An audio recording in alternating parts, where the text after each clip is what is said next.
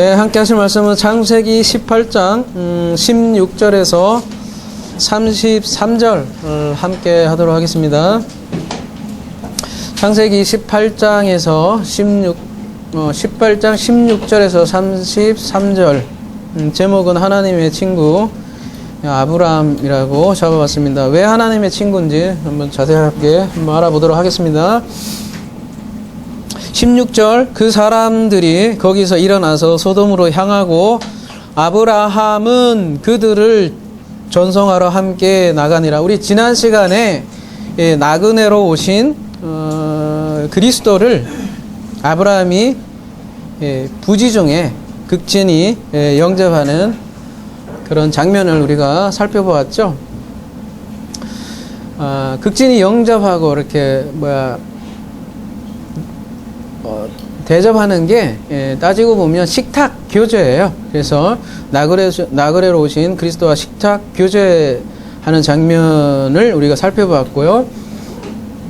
이 식탁 교제가 끝나고 그들을 소돔으로 향하고 아브라함은 그들을 전송하러 함께 나가는데요. 17절에 다시 볼게요.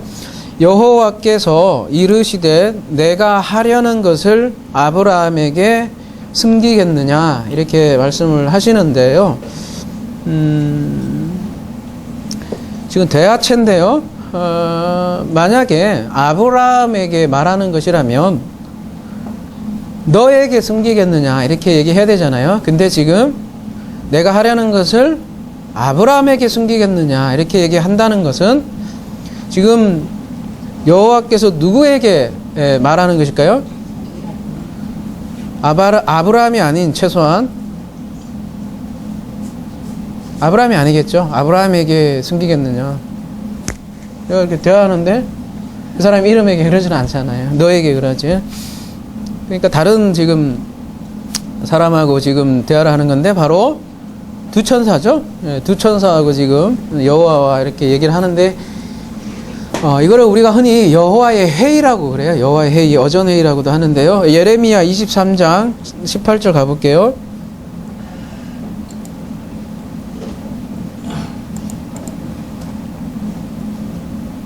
누가 여호와의 회의에 참여하여 그 말을 알아들었으며 누가 귀를 기울여 그 말을 들었느냐. 이렇게 여호와의 회의라는 개념을 성경에서는 이렇게 얘기를 하고 있습니다. 그래서 선지자들은 이러한 여호와의 회의에 참여하는 자들로 그리고 있습니다.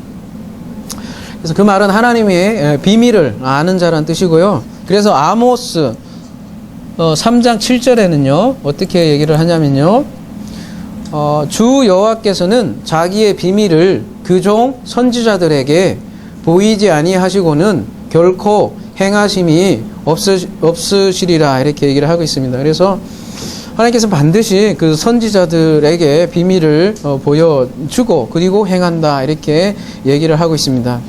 그 개념이 바로 여호와의 회의인데요. 그러니까 아브라함은 말하자면 지금 여호와의 회의에 지금 참여하는 모습을 보여주는 거죠. 굉장한 특권이죠. 근데 왜 이러한 특권을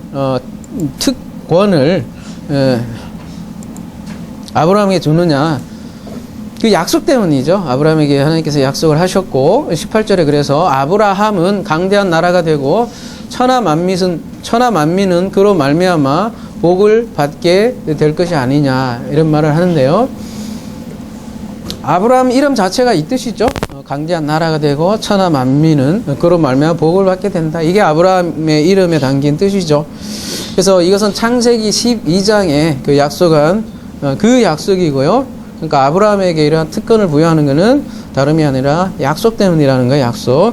아브라함에게 하나님이 약속을 했고 약속한 이상 그 약속을 성취해야 하기 때문에 아브라함에게 숨길 것이 없다고 얘기를 하는 거고요. 19절 내가 그로 그 자식과 권석에게 명하여 여호와의 도를 지켜 의와 도를 행하게 하려고 그를 택하였나니 이는 나 여호와가 아브라함에게 대하여 말한 일을 이루려 함이라.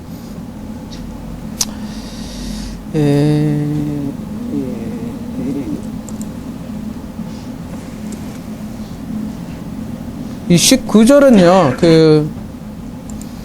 내가 그를 택하였다 이렇게 번역을 좀 하고 있지만 왜냐하면 야다라는 단어를 쓰고 있어요.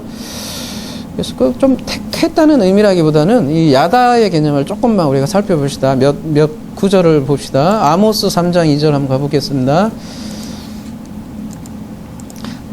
내가 땅의 모든 족속의 가운데 너희만을 알았느니 그러므로 내가 너희 모든 죄악을 너희에게 보응하리라 하셨나니 이렇게 알았다 이런 개념을 쓰는데요.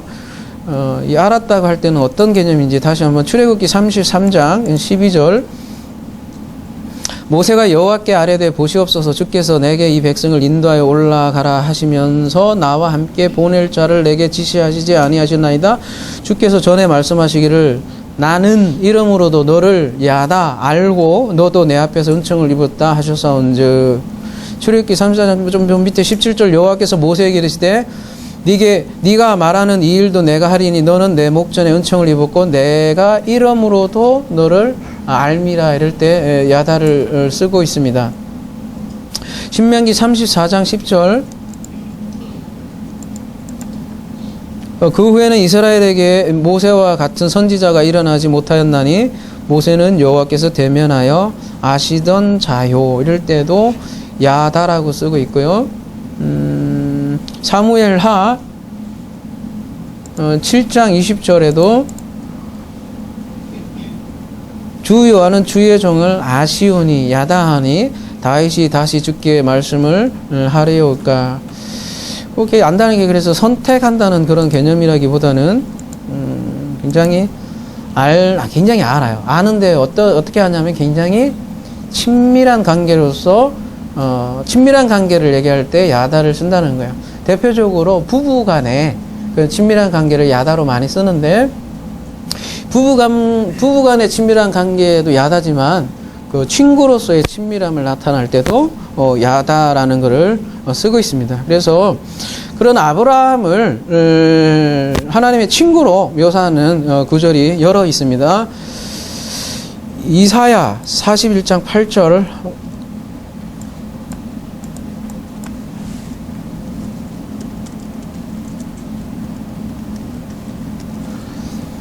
그러나 나의 종 너 이스라엘아 나의 택한 야곱아 나의 벗 아브라함의 자손아 이렇게 나의 벗 아합인데요. 이게 친구라는 뜻입니다. 나의 친구인 아브라함의 자손아 이렇게 얘기를 하고 있습니다. 역대하 이걸로 볼게요. 그냥 역대하 20장 7절 가보도록 하겠습니다. 우리 하나님이시여 전에 이 땅의 주민을 주의 백성 이스라엘 앞에서 쫓아내시고 그 땅을 주께서 사랑하시는 아브라함의 자손에게 영원히 주지 아니하셨나이까. 주께서 사랑하시는 이라고 되어 있는데요.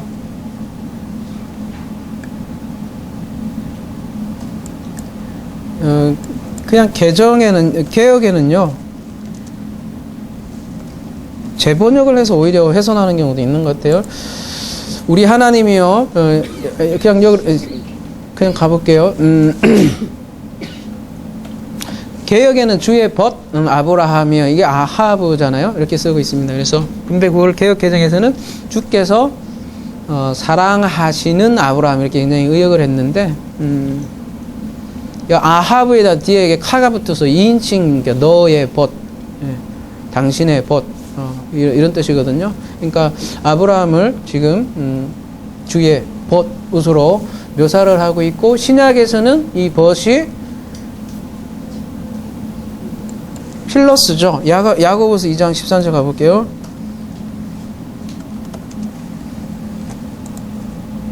이에 이른바 아브라함이 하나님을 믿으니 이것을 의로 여기셨다는 말씀이 응하였고 그는 하나님의 벗이라 칭함을 받았나니 이렇게 하나님의 벗 이렇게 하나님의 벗 개념으로 얘기했는데 예, 필러스 이렇게 하고 있습니다. 근데 좀 주목할 것은 하나님을 믿으니 이것을 의로 여기셨다는 말씀이 응하였고 어디 말씀이에요? 창세기 15장 6절에 나오잖아요. 그러니까 지금 믿음으로 이렇게 된다 그런 개념이 나오는데 그거와 뭐하고 연결하고 있어요? 하나님의 친구와 지금 믿음으로 이렇게 된다는 것을 연결하고 있어요. 창세기 15장 6절하고 연결하고 있고 그리고 의롭게 여김을 받다 이런 식으로 수동태로 이렇게 표현을 하잖아요. 그러니까 벗이라는 호칭도 주시는 이가 하나님이라는 걸 우리가 알 수 있고요. 아무튼 야고보는 이렇게 창세기 15장의 약속과 친구를 연결을 하고 있습니다. 근데 이 친구 개념의 아주 독특한 개념은 바로 식탁 교제에 있어요. 식탁 교제. 그래서 뭔가 이게 잔치에 있어서 꼭 있어야 될 꼭 잔치 얘기 나오면 친구라는 개념이 나와요. 그래서 오늘 아브라함이 그래서 전에 지난주에 봤던 장면이 일종의 식탁 교제라고 볼 수 있다고 그랬는데요. 예를 들면요. 누가복음 15장 6절 한번 가보겠습니다.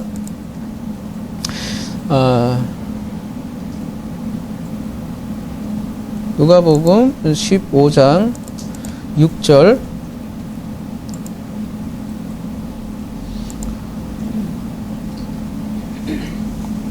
뭐 이런 양 찾은 그런 내용이잖아요. 그럴 때 뭐라고 얘기하냐면 잔치 벌렸는데 뭐라고 하냐면 집에 와서 그 벗과 이웃을 불러. 항상 잔치가 있으면 벗을 불러요. 말하되 나와 함께 즐기자 나의 이런 양을 찾았노라 이렇게 얘기를 하고요. 그 좀 더 밑에 9절에서도 보면 이제 이거 드라크마 비유 나오고 그 다음에 벗과 이웃을 불러 또 이 잔치를 즐기자 이렇게 얘기를 나오고요. 또 그 아들 비유도 마찬가지. 이 세상이 돼 있죠. 마지막에 뭐라 그래요? 이건 이제 큰아들 얘기잖아요. 내게는 염소 새끼라도 주어 나와 내 벗으로 즐기하신 일이 없지나 이 벗과 잔치를 벗 친구와 이렇게 연결을 하고 있다는 거죠.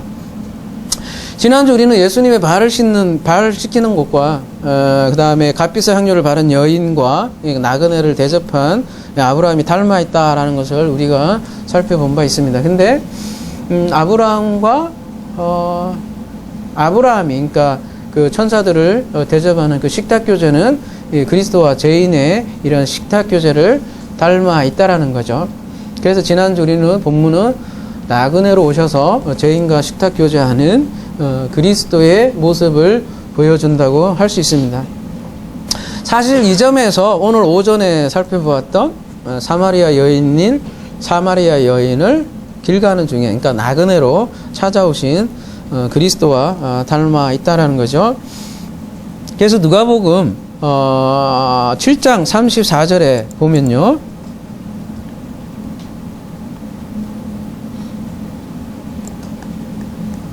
인자는 와서 먹고 마시며 너희 말이 보라 먹기를 탐하고 포도주를 즐기는 사람이요 세리와 죄인의 친구로다 하니 이렇게 그래서 그리스도는 세리와 죄인의 친구라 이렇게 얘기를 하는 것이죠. 다시 오늘 본문으로 돌아가서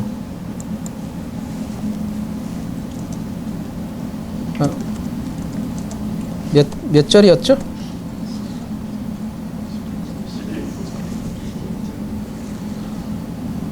18? 19? 19네요.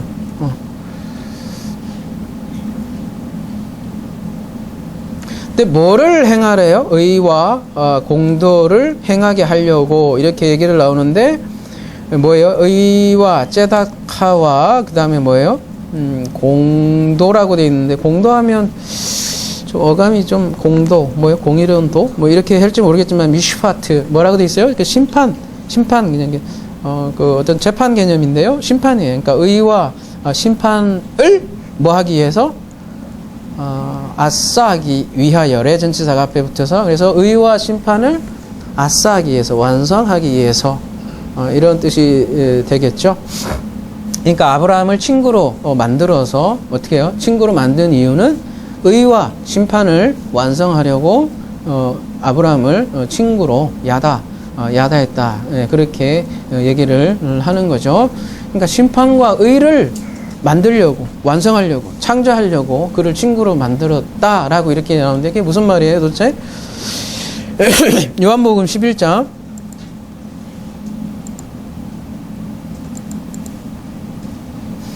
이 말씀을 하신 후에 또 이르시되 우리 친구 나사로가 잠들었도다. 예.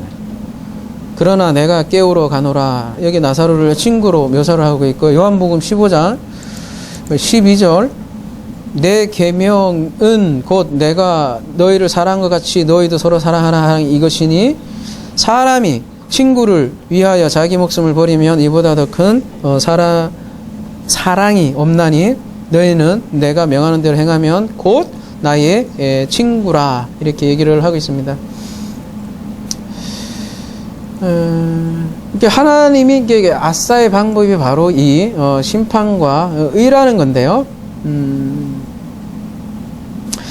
하나님은 이 심판을 통해서 의를 알게 한다는 거예요. 요한복음 16장에 그래서 죄의 심판에 대해서 이렇게 알려주신다. 누가 오면요? 보혜사가 오시며 그래서 죄의 심판이 굉장히 중요한 개념인데요.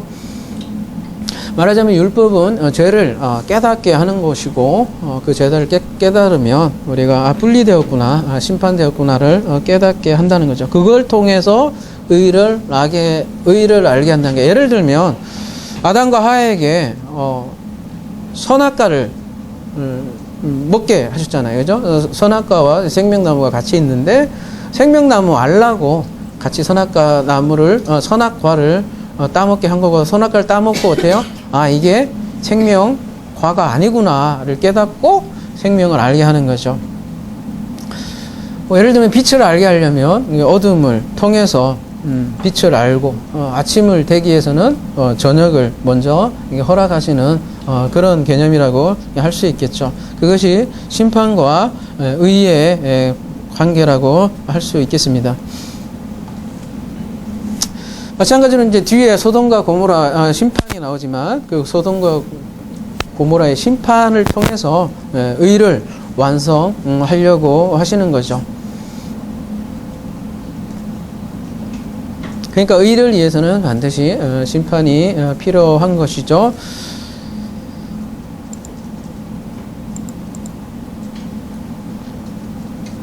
20절 보도록 하겠습니다. 여호와께서 또 이르시되 소돔과 고모라에 대한 부르짖음이 크고 그 죄악이 심히 무거우니 21절 내가 이제 내려가서 그 모든 행한 것이 과연 내게 들린 부르짖음과 같은지 그렇지 않은지 내가 보고 알려 하노라.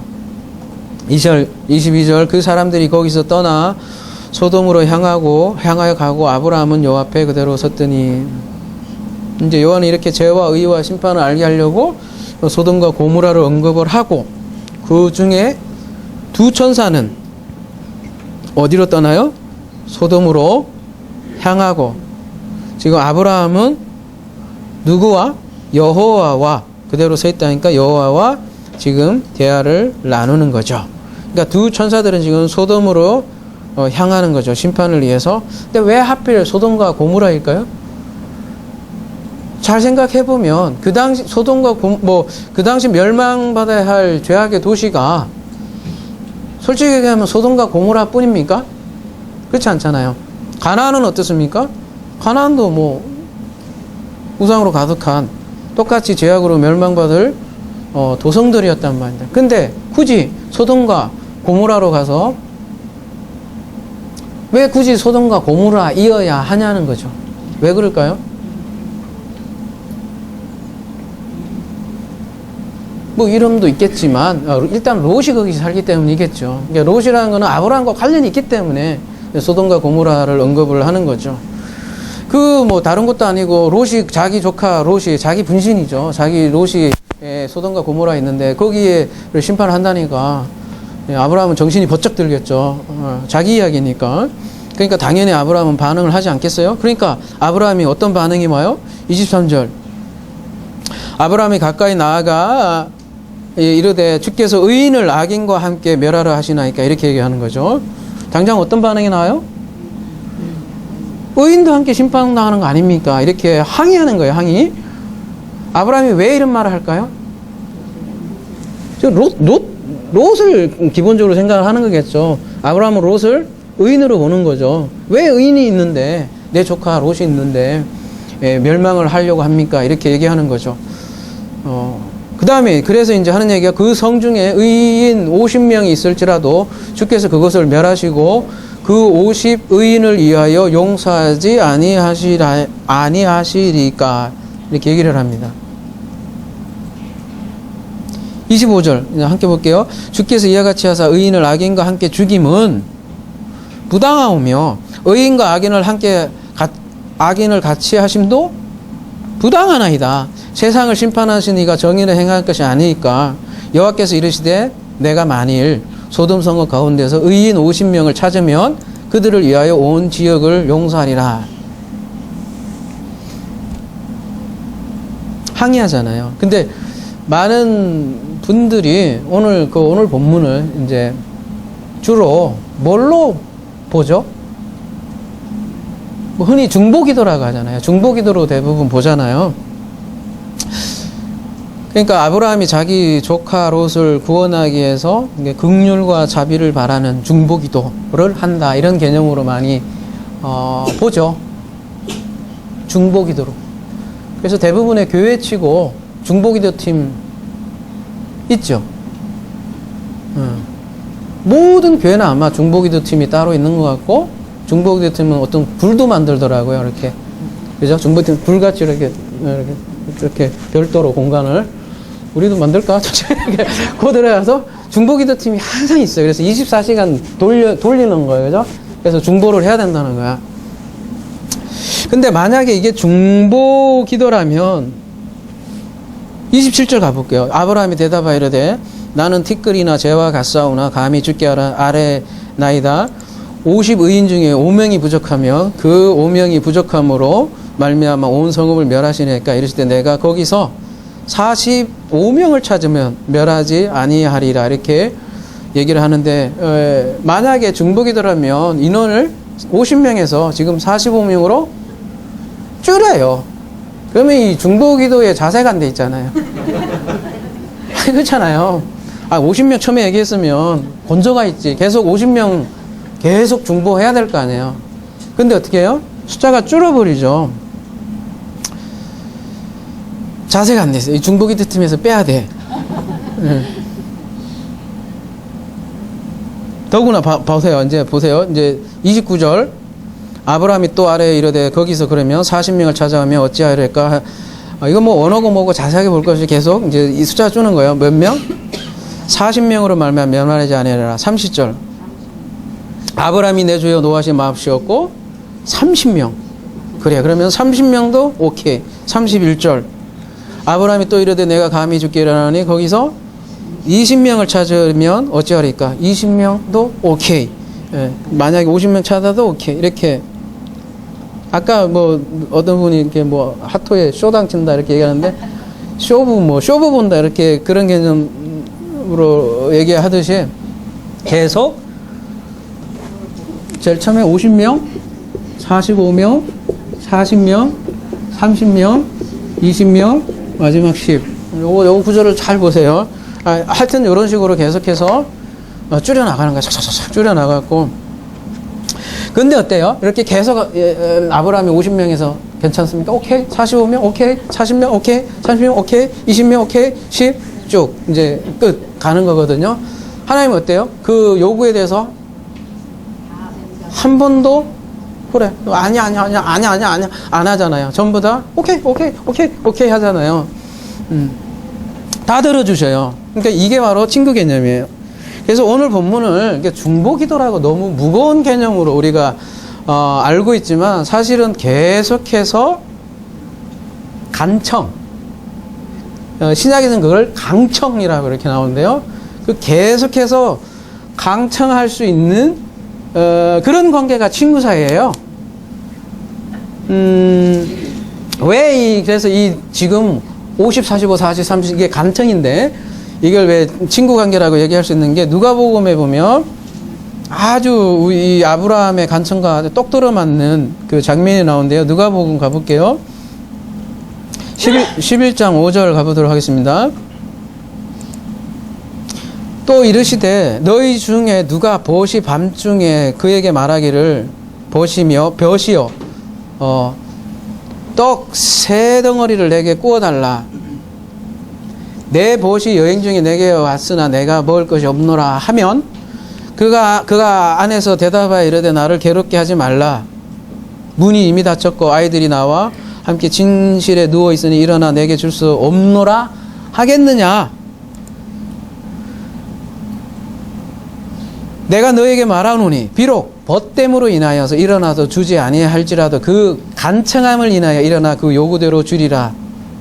이 간청으로 지금 개혁개정은 좀 옛날 게 나은 것 같아요. 어떨 때 보면 간청이라고 또 뵀는데 옛날 거는 뭐라고 돼 있어요? 강청으로 돼 있어요. 강청. 강청이 무슨 뜻이에요? 강하게 청함 이런 식으로 느낌이 오지만 원어에는 보면 뭐예요? 뭐 강하게 청구함 뭐 이런 뜻이 있을지도 모르겠는데 원래 원어 보면요 아나데이아에서 아 플러스 127번 이렇게 돼 있는데 127번 가볼까요?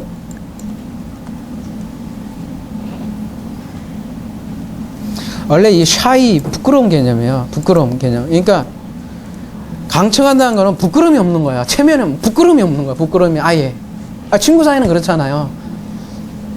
원래 이게 강청이란 뜻이 부끄러움이 없는 이란 뜻이에요. 부끄러움 없이 그냥 대놓고 얘기한다. 그 얘기거든요. 그게 간청이에요. 그래서 내가 또 너에게 이르노니 구하라. 그리하면 너에게 주실 것이요. 찾으라. 그리하면 찾아낼 것이요. 문을 두드리라. 그러면 너에게 열릴 것이니 이렇게 얘기를 나오는 거죠. 그래서 구하는 이마다 받을 것이요. 찾는 이는 찾아낼 것이요. 두드리는 에게 열릴 것이니라. 그러니까 흔히 알고 있는 이 강청 기도가 이거라고요.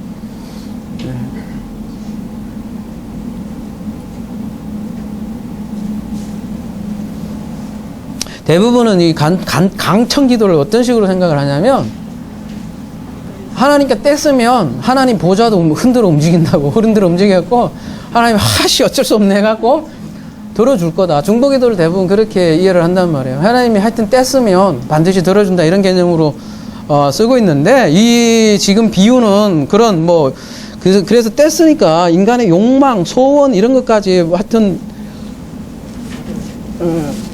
대들면 들어준다 그런 개념으로 알고 있을지 모르겠는데 대부분 그렇게 알고 있죠. 근데 이 본문이 얘기하는 바는 친구로서의 하나님을 얘기하는 게 친구로서의 하나님.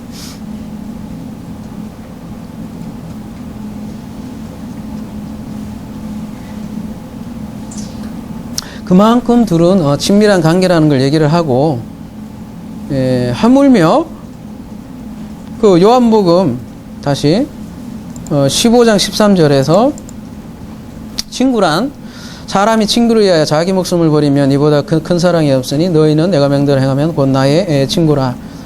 사실은 이 친구를 위하여 자기 목숨을 버린 그 사람이 그리스도잖아요.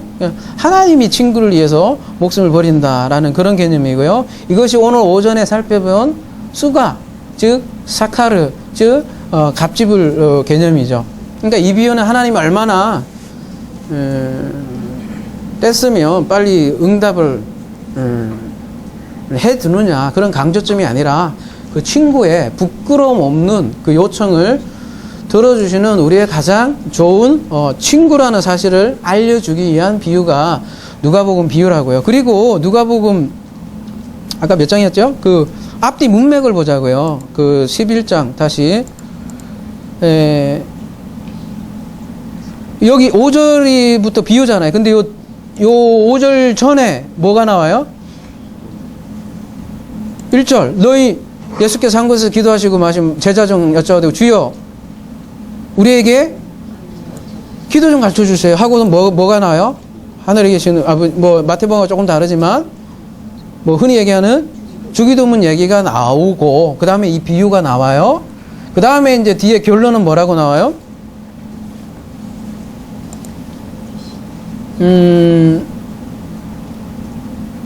아까 구하는 마다 여기까지 읽었죠. 두드리는 이에게 열릴 것이니라. 그리고서는 너희 중에 아버지 된 저를 누가 아들이 생선을 달라며 쭉 얘기하면서 결론은 너희 하늘 아버지께서 구하는 자에게 성령을 주시지 아니하느냐 이런 얘기를 한다고요. 그러니까 앞에는 주기도 못하고 뒤에는 가장 좋은 것 주겠다. 성령 주신다는 말로 이렇게 마무리가 되잖아요. 그러니까 친구는 떡을 부끄러움 없이 달라고 하지만 하나님은 그렇게 부끄러움 없이 가장 좋은 것을 주신다는 거예요. 그러니까 가장 좋은 것 아이테오 하라. 근데 그 관계는 부끄러움 없는 친구라야 그거를 할 수 있다. 그 얘기를 하는 거죠. 친구는 그래서 부끄러움 없이 간청할 수 있는 거죠. 그래서 아브라함은 지금 자기 조카 롯을 살리기 위해서 강청을 하고 있는데요. 그만큼 아브라함과 하나님은 지금 친구 관계에 있는 거예요. 근데 하나님은 이런 뭐 떡 달라고 하는 지금 아브라함에게 가장 좋은 것으로 지금 주겠다는 거예요. 그게 뭐겠어요? 성령이죠. 그러면 지금 50, 45, 40 간청을 하는데 만약 결론은 10으로 떨어졌단 말이에요. 그러면 이 10은 반드시 성령과 관련이 될 수밖에 없겠죠. 왜 그러냐 한번 가보자고요.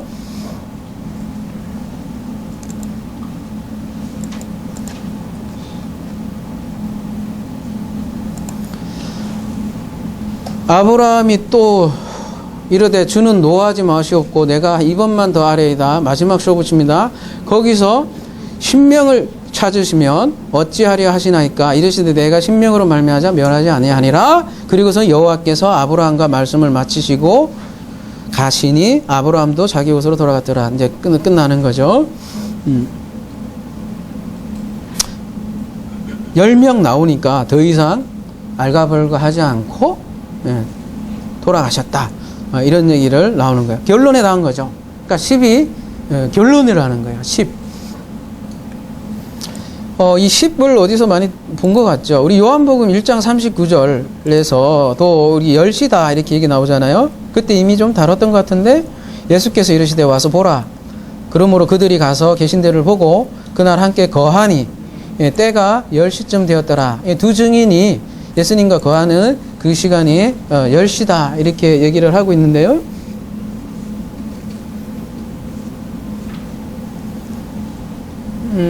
이 요한복음 1장에도 보면 그 제테오 한다는 그 개념이 자꾸 나와요. 그죠?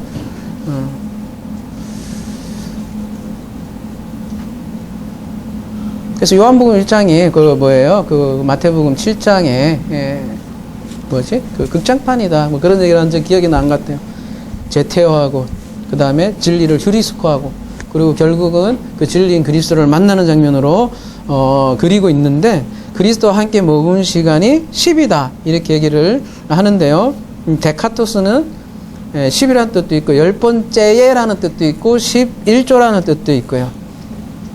그래서 이런 얘기를 했던 것 같아요. 7이 언약의 숫자라면 그 언약이 하늘의 뜻이 땅에서 이루어지는 그 성취의 숫자가 10이다. 그래서 그 11조라는 거는 10이라는 거는 언약의 완성을 뜻하는 거다. 이렇게 나눴던 걸로 기억을 하고 있습니다. 그러니까 이 두 증인이 지금 그리스도와 함께 머물렀다는 거는 11조인 그리스도를 지금 만났다. 그래서 새로운 시대가 열린 그걸 표현하기 위해서 10이라는 거를 표현을 했다. 이런 걸로 기억하고 있습니다. 마찬가지로 지금 아브라함은 계속 부끄러움 없는 아이테오를 지금 하고 있는데요. 그 제테오 과정 중에서도 드디어 결론에 이른 거죠. 참으로 공교롭게도요. 이 50, 45, 40, 30, 20, 10 몇 번이에요? 희한하죠. 이건 모르겠어요. 왜 참 이상하게 그 오전에 말씀하고 보면 창세기하고 맨날 같이 연동되는 게 이게 우리가 뭐 하고자 해서 그런 것도 아닌데요. 요한복음에서 6개 도랑아리가 등장하고 6번째 남편이 나고 6은 만남의 숫자라고 우리가 그렇게 얘기를 했고 그 마지막 그 선지자인 예수를 어떻게 만나나 따라서 그것이 666으로 가냐 혹은 777 성령으로 가느냐 그 장면이 우리 사마리아 그 수가의 다마라고 우리가 나눈 것 같은데요. 똑같은 장면이라고 할 수 있습니다. 그래서 요한복음 4장은 그런 성령으로 예배하게 된다는 이제 다음 주의 내용은 그렇겠죠. 그래서 그 친구가 부끄러움 없는 강청을 할 때 이거 한글로 뭐라고 해야 될지 모르겠어요. 근데 부끄러움 없는 청함을 했을 때, 제테오했을 때 마지막으로 누가복음에서는 성령을 주신다라고 얘기를 하셨고, 이제 아브라함은 지금 10으로 표현하고 있어요. 10 다시 한번 가볼게요. 몇 절이었죠? 저 기억이 잘 안 나네. 몇 절이었죠? 마지막 32절?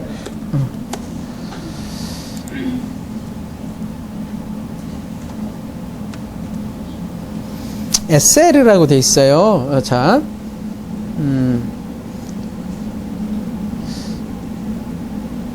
우리 겉으로 보면 이런 뉘앙스로 들었을 때 아브라함도 그러니까 소돔이라는 곳에 설마 50명이 안 됩니까? 의인이? 설마 45명이 안 됩니까? 설마 40명도 안 됩니까? 의인이, 그러니까 의인이 있는데 왜 당신이 왜 멸망합니까? 이렇게 하니까 그 뉘앙스가 그잖아요. 아니 그 소돔성에 설마 그 많은 사람 중에 50명이 없겠습니까? 네? 그 안에 의인이 있다 이거예요. 그러니까 인간의 의인됨을 지금 주장하는 거예요. 근데 저 10에서 멈추지만, 그죠? 그래서 10에서 멈추잖아요. 이것도 10인이라고 이렇게 번역이 되어 있지만 그냥 10이에요. 근데 어쨌든 만약에 그게 10명이라면 소돔은 멸망을 했을까요? 안 했을까요? 이게 아브라함이 쇼부 쳤잖아요. 50, 45, 40, 30, 40, 20. 근데 이게 인간의 숫자였다면 여기서 끝났잖아요. 하나님 아무 말씀도 안 하셨잖아요. 그런데도 심판을 했단 말이에요. 그 얘기는 그 소돔성에 의인이 10명이 있었다는 얘기예요? 없었다는 얘기예요? 없었죠. 없었어요. 의인은 없나니 한 명도 없다. 네? 로마서 말씀 그 얘기하는 거라고요. 그러면은 이 10이라는 거는 단순히 숫자가 될 수 없는 거예요. 10명이 아니라는 얘기예요. 그래서 여러분 그 창세기 28장 22절 가볼게요.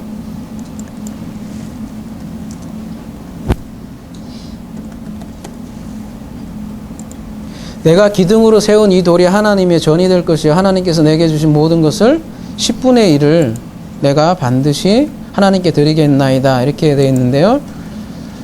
이거 뭐 아주 길게 되어 있지만 뭐예요? 똑같아요. 그죠? 아사르, 에세르 아까 그 똑같은 자음을 가지고 있대요. 내가 그냥 10을 드리겠다 이 얘기하는 거잖아요. 자음이 똑같아요. 같은 어원을 가지고 있고요. 둘 다 11조라는 뜻이고 14장에서도 멜기세덱에 드렸던 그 11조라고 표현한 것도 마사르라고 이렇게 해서 이것도 어원이 똑같다고요. 그래서 아브라함 오늘 이제 언뜻 보기에는 10명으로 이렇게 보일지 모르지만 사실은 그 실체가 바로 그 11조와 같은 아사르 10이라는 뜻입니다.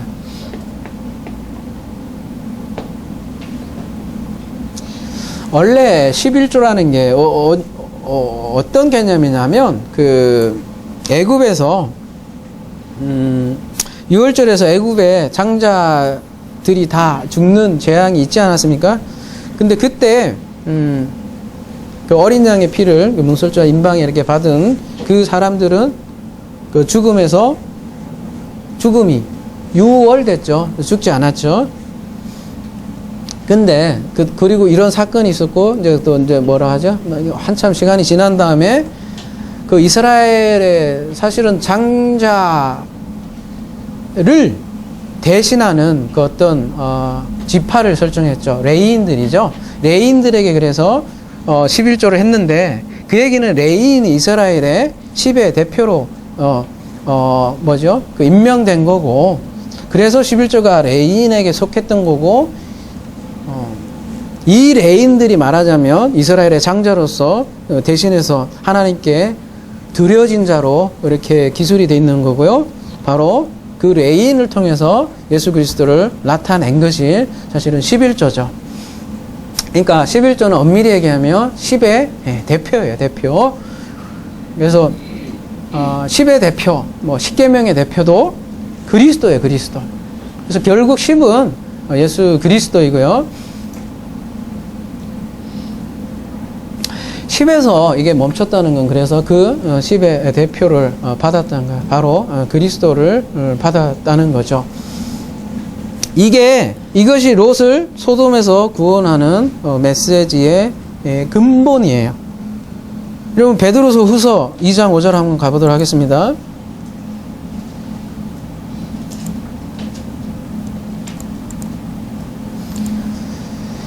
옛 세상을 용서하지 아니하시고 오직 그 의를 전파하는 노아와 그 7 식구를 보존하시고 경건하지 아니한 자들의 세상에 홍수를 내리셨으며 그거와 그대로 연결해서 소돔과 고모라 성을 멸망하기로 정하여 죄가 되게 하사 후세에 경건하지 아니할 자들에게 본을 삼으셨으며 무법한 자들의 음란한 행실로 말미암아 고통당하는 의로운 롯을 건지셨으니 이는 이 의인들이 그들 중에 거하여 날마다 저 불법한 행신들을 보고 들음으로써 그 의로운 심령이 상함이라.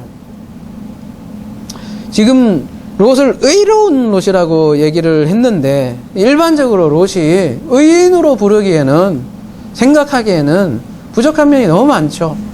그럼에도 불구하고 지금 베드로 후서에 의하면 롯을 뭐래요? 의인이라고 얘기를 한단 말이에요.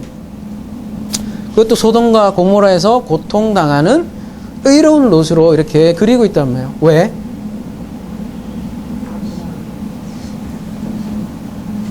왜 우리가 볼 때는 뭐 별로 의인 같지도 않은데 의인이라고 이렇게 묘사를 하고 있을까요?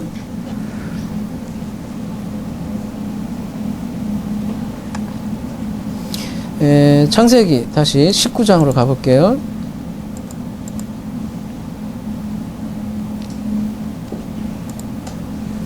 하나님이 그 지역의 성을 멸하실 때 곧 롯이 거주하는 성을 엎으실 때에 하나님이 아브라함을 생각하사 롯을 그 엎으시는 중에서 내보내셨더라. 19장에는 분명히 아브라함을 생각해서 롯이 소돔에서 빠져나오게 이렇게 했다고 나와요. 그러니까 롯이 소돔성에서 나오는 이유가 아브라함 때문이라는 거예요. 그러니까 롯은 스스로 힘으로 소돔에서 건져진 게 아니라 사실은 아브라함에 의해서 나온 거라는 거죠. 이게 구원의 본질이란 거야.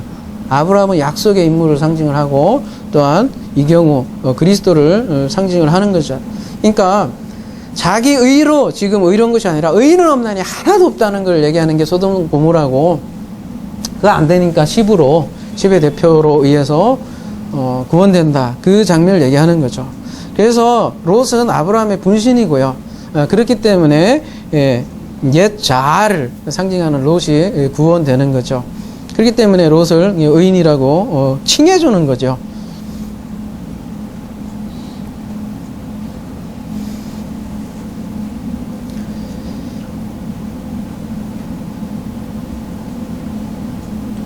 그러니까 오늘 본문으로 다시 가보면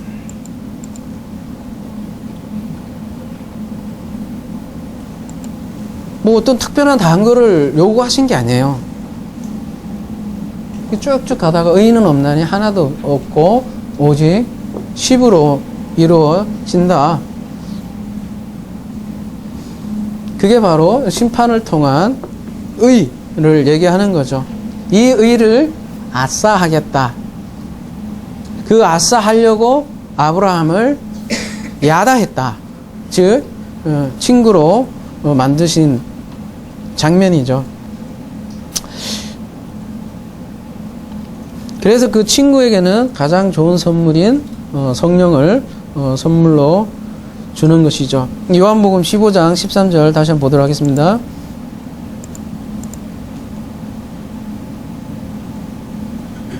사람이 친구를 위하여 자기 목숨을 버리면 이보다 더 큰 사랑이 없나니 너희는 내가 명한 대로 행하면 곧 나의 친구라. 아까 본 거죠. 그 뒤에 이제부터는 너희를 종이라 하지 아니하리니 종은 주인이 하는 것을 알지 못함이라. 너희를 친구라 하였노니 내가 아버지께 들은 것을 다 너희에게 알게 하셨습니다. 친구 개념이 뭐예요? 아는 거죠. 이제 아버지를. 그 개념이 친구라고요. 그러니까 아까 너에게 숨기겠느냐. 친구에겐 비밀이 없잖아요. 이 생텍쥐페리라는 그 작가가 있어요. 그 생텍쥐페리가 그 인간의 대지라는 그 소설에서 유명한 말을 하죠. 뭐예요?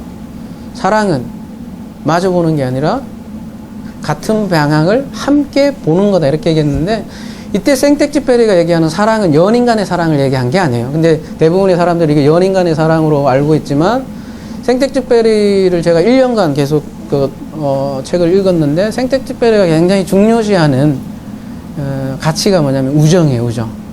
생텍쥐페리가 우정을 그렇게 강조를 많이 해요. 근데 그러니까 같은 방향을 바라는 그 사랑은 그 우정으로서의 사랑을 얘기를 하는 거고요. 마찬가지로 친구는 그렇잖아요. 보면 우리 아이도 보면 섭할 정도로 친구들하고는 되게 이렇게 훨씬 더 재밌게 노는 것 같아요. 저희보다도. 왜 그러냐면 같은 관심, 같은 또래, 같은 목적을 가지고 있잖아요. 그래서 생텍쥐페리도 그 목적을 굉장히 강조하는데, 같은 목적. 그래서 같은 방향을 위해서 함께 가는 그 연대로서의, 그 하나로서의 그 전체 인간을 굉장히 강조를 하는 작가인데요. 그게 친구라는 거예요. 근데 이 친구에 대해서 우리가 산상손에서 좀 다뤄봤었죠? 뭐예요? 마태복음 5장 5절만 우리가 함께 보고 말씀을 마무리하도록 하겠습니다. 마태복음 5장 5절. 온유한 자는 복이 있나니 저희가 땅을 기업으로 받을 것이며, 이렇게 했는데, 온유한 자가 무슨 개념이라고 했죠? 히브리어의 아나브라는 개념이에요. 아나브. 그래서 아나브, 아니, 이게 둘 다 가난하다라는 뜻도 가지고 있고요.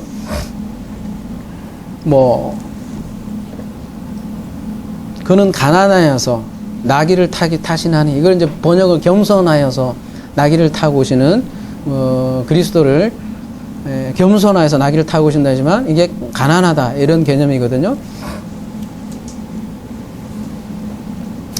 근데 이게 온유한 자 프라이스가 이게 가난한 개념과 두 가지가 다 있단 말이에요. 이게 가난한데 그 겸손한 게 성경에서는 뭐냐면, 어떤 개념이냐면 친구 개념이에요. 그 어원 자체가, 이 프라이스가 고토에서 왔는데, 프리온이라는 사랑하는 관계, 친구, 거기에서 온 건데 친밀하다는 뜻이에요. 이 온유가.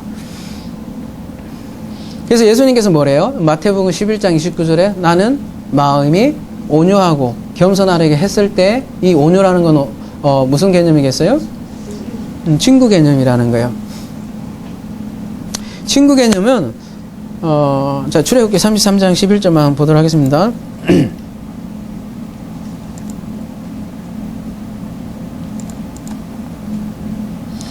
사람이 자기 친구와 이야기한 같이 여호와께서는 모세와 대면하여 말씀하시며, 모세는 진으로 돌아오나 눈의 아들 젊은 수정자 여호와서 내 망을 떠나지 아니하고, 이런 관계를 친구라고 얘기를 하고요. 출애굽기 33장 11절에 하나님은 모세를 친구와 같이 얘기했다고 하고, 예수님도 보면 마태복음 다시 가볼까요? 마태복음 11장 28절에 보면,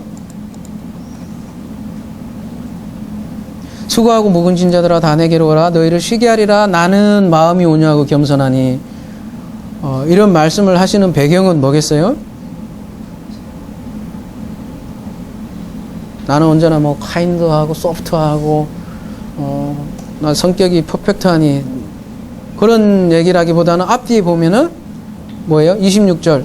올소이다 이렇게 된 것은 아버지의 뜻이니다. 내 아버지께서 모든 것을 내게 주셨으니 아버지에는 아들을 아는 자가 없고, 아들과 또 그 아들의 소원대로 계시를 받은 자 아버지를 아는 자가 없느니라. 이게 아버지를 잘 아는 자, 같은 마음, 같은 뜻을 가지고 있는 사람을 성경에서는 그걸 온유하다고 그래요. 그거를 친구라고 부른다고요. 아버지를 온전히 알기 때문에 친구라고 하고, 그래서 종이 아닌 요한복음에서는 친구라고 이렇게 강조를 하는 거죠. 아까 그 요한복음 15장으로 다시 가볼게요. 그 이러한 개념에서 그래서 이런 얘기를 하는 거예요. 뭐예요? 친구라 이렇게 하였노니 내가 내 아버지께 들은 것을 너에게 다 알게 하시나. 종은 주인이 하는 걸 알지 못하는데 친구는 아버지께 들은 것을 다 너에게 알게 하였습니다. 이렇게 얘기를 하는 거죠. 그래서 성경의 친구 개념은 아버지 뜻을 온전히 아는 사람 이렇게 얘기하고, 그래서 모세도 온유한 자라고 얘기하고 예수님도 지금 친구라고 표현을 하는 거죠.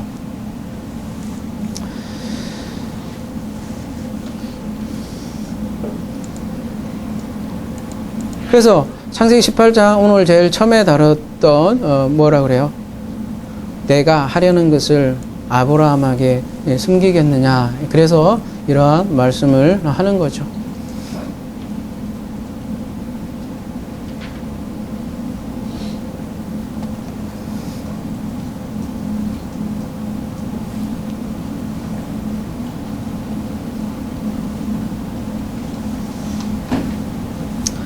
수고하고 무거운 짐진 자들아 다 내게로 오라. 내가 너희를 쉬게 하리라. 이런 말씀 속에서, 그렇다면 하나님의 친구인 사람들은 어떻게 한다는 거예요? 마찬가지로 수고하고 무거운 짐진 자들을 쉬게 해주는 거죠. 하나님의 친구로서. 그게 진짜 중보예요. 그냥 그 굴 속에 들어가서 그 추상적인 그런 뭐 중보를 백날 하는 것보다 어때요? 진짜 그 사람의 수고와 몽해를 벗어버리게 하는 게 진짜 중보라고요.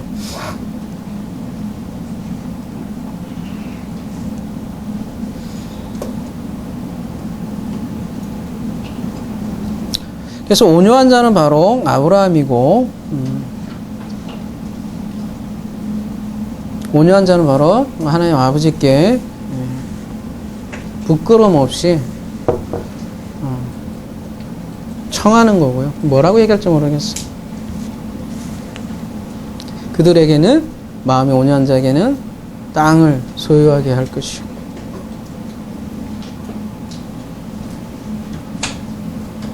그 땅은 부동산이 아니라고 그랬죠. 팔복의 쭉 대구 구조를 보면 천국과 교회와 가나안 땅과 성전의 개념과 이런 게 다 같다고 했습니다. 그래서 누가복음 11장 13절에 너희 하늘 아버지께 구하는 자에게 성령을 주시지 않겠느냐. 그 성령으로 인해서 우리가 진리로 자유하게 되는 거죠. 하나님, 오늘 그래서 본문은 아브라함이 되게 싸가지 없는 게 아니고요.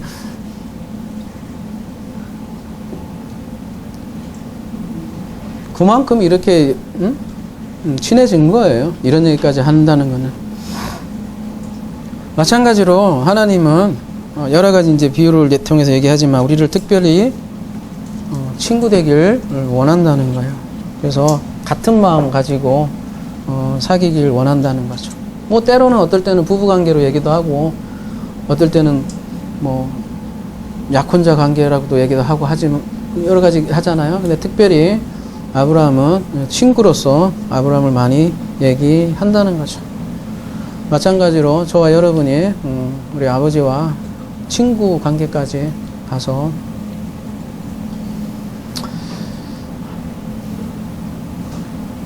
쇼 붙이는 아버지한테 편하게 쇼 붙이는, 그러면 가장 좋은 것을 주신대요. 그런 저와 여러분이 되길 기도합니다.